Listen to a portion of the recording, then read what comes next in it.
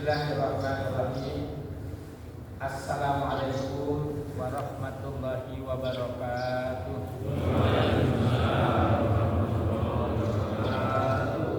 Alhamdulillahirabbil alamin.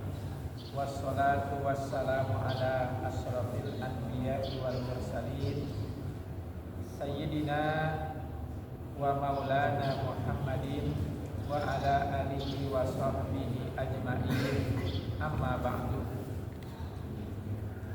Yang terhormat DKM Masjid Al-Mu'awwanah, Bapak Sobirin beserta pengurus, yang terhormat Bapak RW 03 Bapak Taufik Hidayat, yang terhormat segenap para orang tua, para sesepuh, para tokoh masyarakat, seluruh jamaah sholat subuh Masjid Al-Mu'awwanah, walaupun tidak disebutkan namanya satu persatu, insyaallah kita selalu dimuliakan Allah Subhanahu wa ta'ala.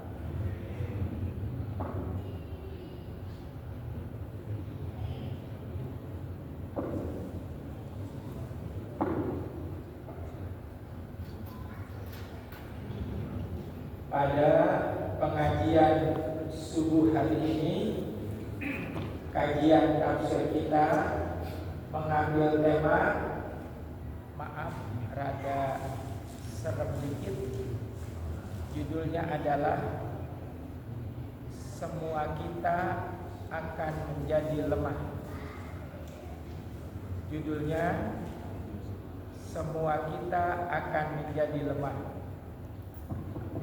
Beberapa ayat di dalam Al-Quran, di antaranya yang pertama surat Yasin ayat 68, kemudian surat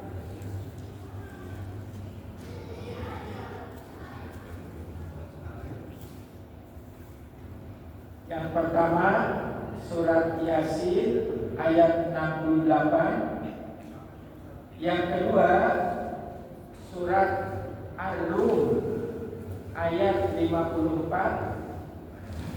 yang ketiga surat Saba ayat 14, yang ketiga, yang keempat surat Shad ayat 34, dan yang kelima surat Maryam ayat 4. Kita coba urai satu persatu dalam kajian tafsir ini 5 ayat tersebut. Dimulai dari surat Yasin ayat 68. Bismillahirrahmanirrahim. Wa man nu'ammirhu, dan siapa orang yang Allah panjangkan umurnya, nunakishu fil khalqi, maka Allah akan kembalikan orang tersebut kepada asal kejadiannya. Asal kejadian manusia itu lemah. Bagi orang yang usianya bertambah, lemah yang dimaksud hampir mirip dia kembali seperti anak-anak lagi. Afala yaqilun, apakah kamu tidak memperhatikannya?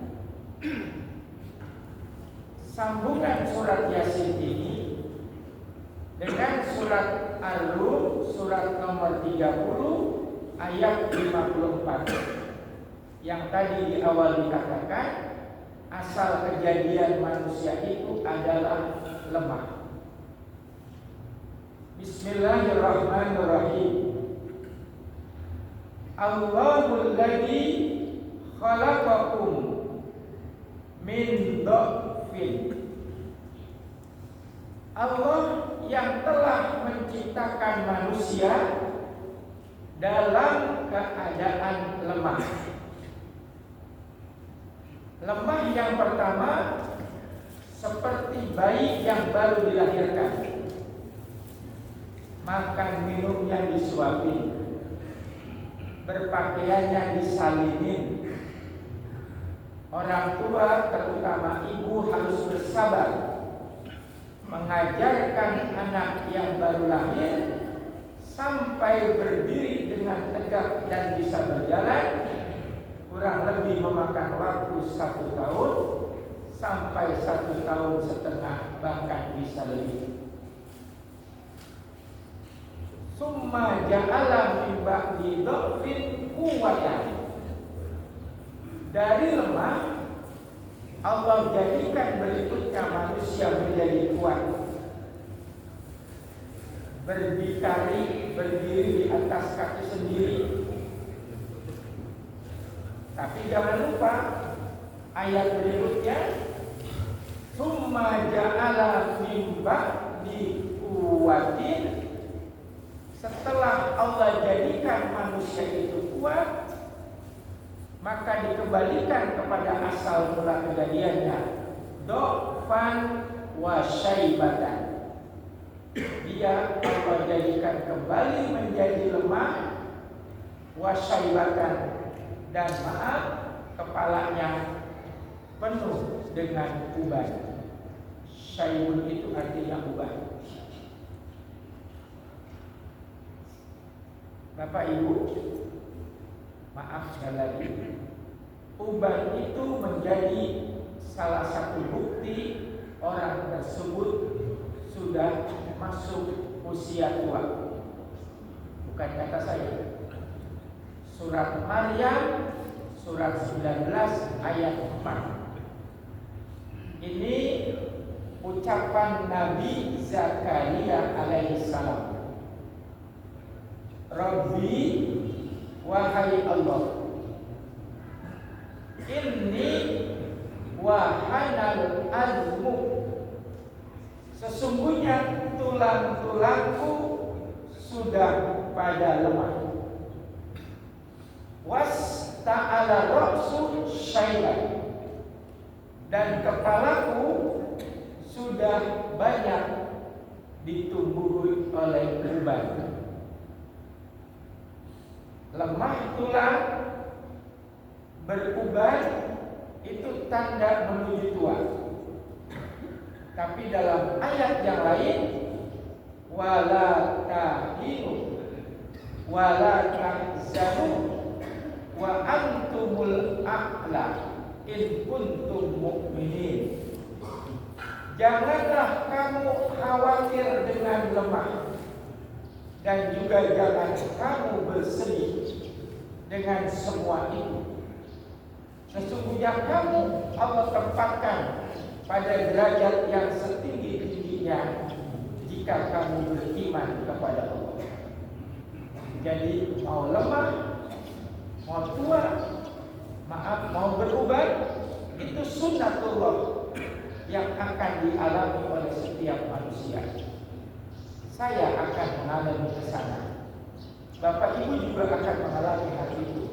Jadi kalau kita sama-sama akan mengalami, tidak perlu itu dirisaukan, karena itu bagian dari sunnatullah. Di ayat yang baru saja disampaikan, lemah, tua, dan beruban, jangan menjadi sedih karena engkau memiliki derajat yang tinggi jika kamu beriman kepada Allah. Tadi Nabi Zakaria berkata, ya Allah, tulang-tulangku sudah pada lemah dan rambutku sudah mulai beruban. Ujung ayatnya yang harus kita pegang. Wa illam akun bidu'aika rabbi saqiya. Meskipun aku sudah tua, meskipun aku sudah lemah ya Allah, tetapi aku tidak pernah kendor. Aku tidak pernah segan, dan aku tidak bermalas-malas bidu'aika, untuk berdoa kepadamu. Makna doa itu tidak cuma doa. bisa berdoa, bisa beribadah, bisa menjalankan ketaatan dan amal soleh. Nanti Bapak Ibu ketemu lagi di surat 21, yaitu surat Al-Anbiya. Tidak cuma Nabi Zakaria saja yang di usia senjanya semakin semangat dalam ibadah bersama dengan istrinya. Allah sebut keduanya itu dengan ayat yang berbunyi, innahum yusari'una fil khairat. Hum itu jamak. Sesungguhnya Nabi Zakaria dan istrinya yusari'una fil khairat. Yusari itu orang yang selalu menyegerakan di dalam hal-hal yang baik. Dan yang kedua, wa yad'unana khaufan wa tama'an. Dan dia orang yang selalu penuh harap dan bersemangat meminta kepada Allah akan keberkahan dan ampunan. Bapak Ibu yang dimuliakan Allah, jangankan kita yang cuma manusia biasa, bukan siapa-siapa. Di surat Saba ayat 14, satu sosok manusia yang memiliki segalanya. Dia nabi, dia rasul utusan Allah, bahkan dia diangkat menjadi pemimpin, menjadi penguasa. Dari sebab ayahnya yang bernama Nabi Daud, turun kekuasaan itu kepada anaknya yang bernama Sulaiman.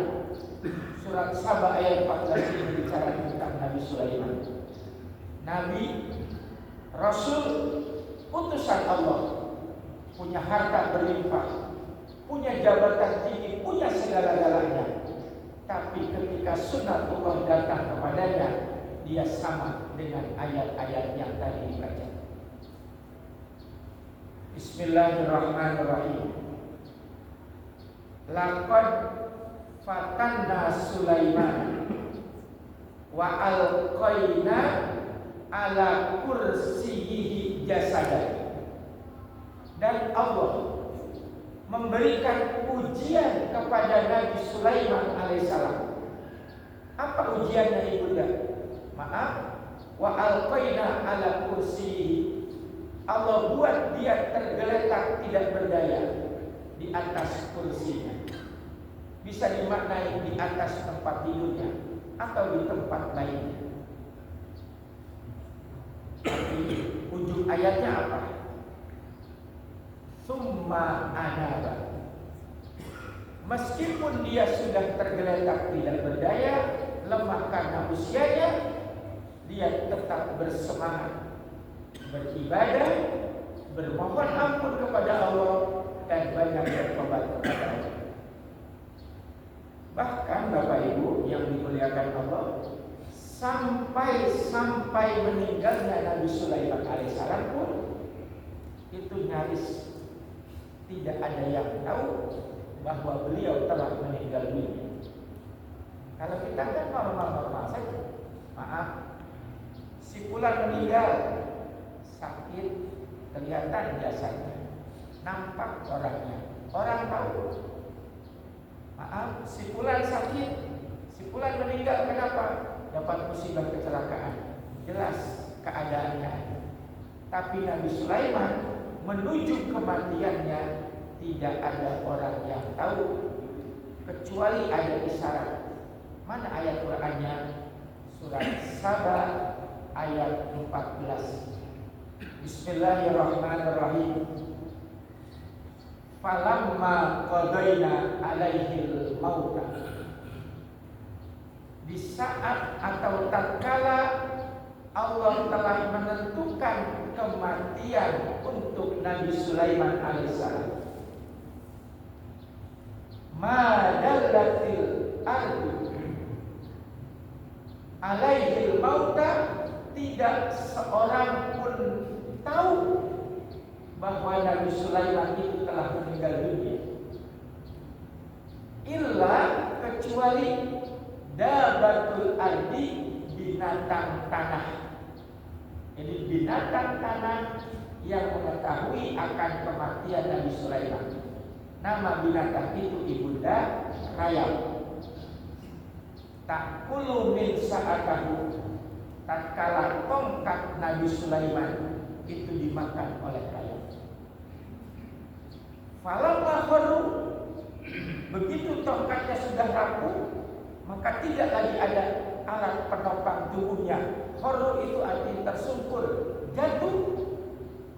Tabayyanatil jinnu, maka para pekerja termasuk para jin-jin yang ikut membantu bekerja, mereka baru mengerti, baru paham bahwa nabinya, rajanya telah meninggal dunia. Padahal punya segala-galanya. Waktunya lemah, tetap Allah berikan kelemahan kepadanya. Baik, Bapak Ibu yang dimuliakan Allah, kita coba lompat dari tema-tema yang seru tadi kepada yang segar-segar itu ya, yang tidak tegang-tegang amat. Tadi maaf yang seru, tanda tua itu tulang lemah dan rambut beruban. Ada kitab namanya An-Nawadir. Di dalam kitab itu ulama kita menyebutkan ada beberapa hal yang menyebabkan uban keluar begitu cepat. Jadi bukan keluar normal, keluarnya begitu cepat. Di antaranya pasti satu, dua kita pernah melakukan hal yang sama. Satu, syurbal ma'il baridi indan naum. Surba itu minum, al-baridi air yang dingin, indan naum ketika bangun tidur. Jadi pada saat kita bangun dari tidur langsung minum air dingin. Bisa jadi air dari kulkas, bisa jadi air putih ditambahin batu es. Menurut agama itu kurang bagus, dan menurut kesehatan juga kurang bagus. Menurut agama bisa penyebab cepatnya keluar uban. Menurut kesehatan dia bisa menyerang lambung dan ginjal. Yang kedua, ini biasanya orang perempuan, maaf ibu ya, orang perempuan yang darahnya darah biru. Ibu darahnya biru apa merah muda? Maaf ya. Yang kedua ini, wa ghuslur ra'si bima wardi. Wardi itu bunga mawar. Mandi keramasnya dengan kembang mawar. Ibu pernah mandi kembang?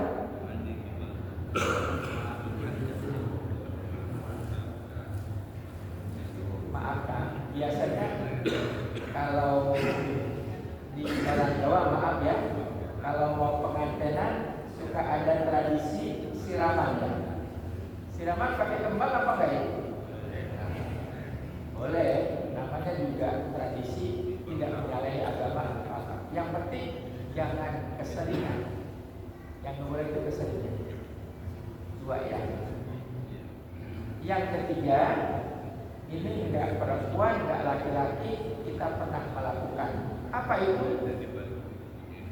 Mashul wajhi bil malbus. Membersihkan wajah, misalnya dari kamar mandi, ibu, bapak habis wudu, wajah kan masih basah. Masuk itu diusap, dibersihkan wajah itu bil malbusi, dengan pakaian yang masih dikenakan. Entah itu dengan tangan, entah itu dengan baju, itu nggak boleh. Bahkan tidak cuma penyebab keluarnya uban, itu menjadi penutup keran rezeki. Termasuk maaf ibunda, misalnya baju mukena ibu ada yang bolong ujungnya, terus ibu tambal, ditambalnya dalam keadaan mukenanya dipakai, itu pun tidak boleh. Itu penyebab tertutupnya keran rezeki. Berikutnya, kadang kita juga melakukan hal ini. An-naumu bima buktilah pakai top. Tidur dalam keadaan terlungkup. Tak orang Jakarta tengkurap. Itu juga menjadi penyebab keluarnya obat. Tambah lagi 3 lagi Bapak Ibu.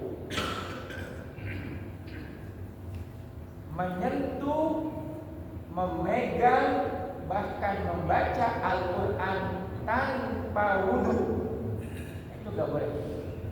Kita orang Indonesia, mazhab kita Imam Syafi'i rahimahullah. Dalam mazhab Imam Syafi'i kita sepakat la yamassuhu illal mutahharun. Jangan kamu pegang, jangan kamu sentuh, apalagi kamu membaca Al-Quran tanpa dalam keadaan bersuci atau berwudu. Tambah 2 lagi, 2 terakhir apa? Ini mungkin paling pas ya. Apa itu? Kasratul hamma, haknya hamzah. Banyak pikiran. Kadang-kadang banyak pikiran, nah itu menjadi penyebab keluarnya obat. Apalagi pikirannya di bagian yang terakhir. Apa itu? Maaf lagi, doikul ma'isyah, beratnya memikirkan beban ekonomi. Ini bercandaan saya kalau di kampung Ibu. Suami lagi ngegangguin, istri marah-marah mulu. Itu gak pakai nungguin seminggu, 2 hari juga obat cepat keluar itu ya. Itu bercandanya gitu. Baik, Bapak Ibu yang dimuliakan Allah. Sekarang kesimpulan dari pembahasan ini kita ambil dari akhlak Nabi Zakaria dan istrinya. Siapapun kita, termasuk saya yang berbicara, akan mengalami fase-fase yang tadi. Tidak perlu khawatir, tidak perlu takut, karena itu bagian dari sunnatullah. Yang penting di usia berapapun kita, di keadaan bagaimanapun kita, yang tadi Nabi Zakaria katakan apa itu? Wa illam akun bidu'aika rabbi syaqiya. Tetap istiqomah, tetap bersemangat dalam menjalankan ibadah. Sekali lagi minta maaf, sejatinya yang ideal makin bertambah usia, hendaknya lebih bersemangat lagi dalam hal ibadah. 1. Kesimpulan yang kedua, maaf, kematian itu dibagi 2. Ada kematian yang normal, ada kematian yang tidak normal. Mana yang normal? Yang normal itu tadi melewati fase-fase yang tadi. Muda, beranjak tua, beranjak lemah, sakit, lemah, meninggal. Itu namanya meninggal normal. Meninggal yang tidak normal, bahasa hadis menyebutkan kalimatnya baghtatan, meninggal dalam keadaan tiba-tiba. Maaf, misalnya meninggal kecelakaan, itu namanya baghtatan. Si fulan meninggal, ya Allah, perasaan kemarin baru ketemu di pengajian subuh di Al-Mu'awwalah. Itu namanya baghtatan, meninggal dalam keadaan tiba-tiba. Dan yang terakhir, kesimpulan taklim ini adalah kemanapun arah langkah hidup kita, yang kita tuju 1, seperti orang yang tawaf mengelilingi Ka'bah, boleh berputar berkali-kali, tapi ujungnya kita cari adalah rahmat dan ridho Allah Subhanahu wa Ta'ala. Mudah-mudahan semua jamaah Masjid Al-Mu'awwalah tanpa terkecuali ayahanda, ibunda, buah hati, anak menantu dan cucunya Allah sehatkan badannya, Allah kuatkan iman Islamnya, Allah mudahkan segala urusannya, dan Allah luaskan pintu rezekinya. Sebelum ditutup, jika memang ada pertanyaan, dipersilakan.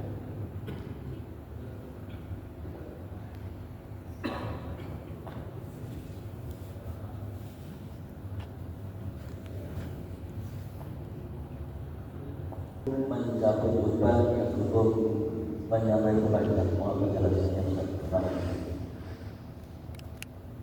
Terima kasih atas pertanyaannya.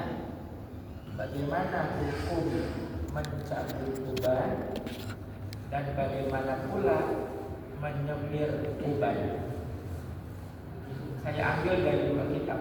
Yang pertama kitab Al-Fatawa, yang kedua nama kitabnya Tauhidul Adillah. Mencabut uban tidak salah, tidak berdosa. Cuma ini bukan hadis, namanya maqalah. Kalau hadis itu ucapan Rasulullah, kalau maqalah itu ucapan sahabat. Semakin banyak uban seseorang, maka semakin terang dia punya cahayanya di alam kubur. Begitu keterangannya. Berarti kalau dicabutin, cahayanya kurang begitu ya? Enggak begitu juga, ya. Boleh saja. Kan gini, kakak ya. Kadang-kadang saya juga kalau buka peci banyak uban saya. Orang udah usia, kadang-kadang karena sebab gatal, sah-sah aja boleh, tidak dilarang. Nah nanti ke pertanyaan yang kedua, menyemir, mewarnai. Warna rambut yang dilarang cuma satu, warna hitam. Tapi Bapak Ibu baca dulu sejarah. Rasulullah itu pernah ketika mau berperang, ini anggota pasukannya rambutnya disemir berwarna hitam. Padahal kan nggak boleh, karena ada sebab. Itu namanya ilat, ada sebab. Sebabnya apa? Musuh yang akan dilawan usianya itu lebih muda dari pasukan Nabi. Makanya untuk mengelabui itu, pasukannya itu rambutnya disemir warna hitam karena ada kepentingan. Itu dibenarkan. Kalau semata-mata tidak ada kepentingan yang lain, tidak boleh warna hitam.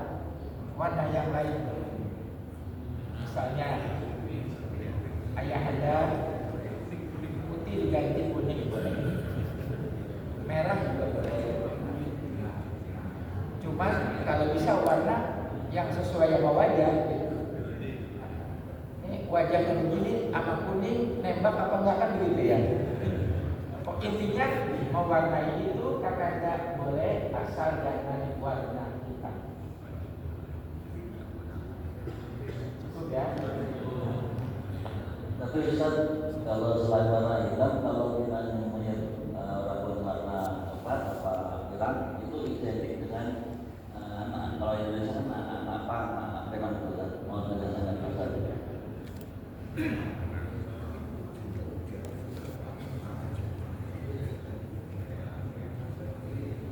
Saya susah jawabnya nih ya. Yang enak saya jawab jawabnya. Saya bantuin ya. Begini, abang tuh kalau warna yang tadi disebut identik dengan warna anak-anak pang. Tapi kan mereka punya ciri khas, rambutnya berdiri. Kalau bapak-bapak di Al-Mu'awanah warnanya mirip, tidak diberdirikan, menurut saya tidak menjadi masalah. Yang penting asal jangan warna hitam. Emang ngomong-ngomong saya balik tanya, abang pengen ngecat warna gitu ya? Enggak ya. Kalau saya pribadi membaca makalah tadi, karena memang uban itu sudah keluar, ya udah dibiarkan. kayaknya tambah keren, laki-laki berubah keren. Iya. Oh, Bapak ya.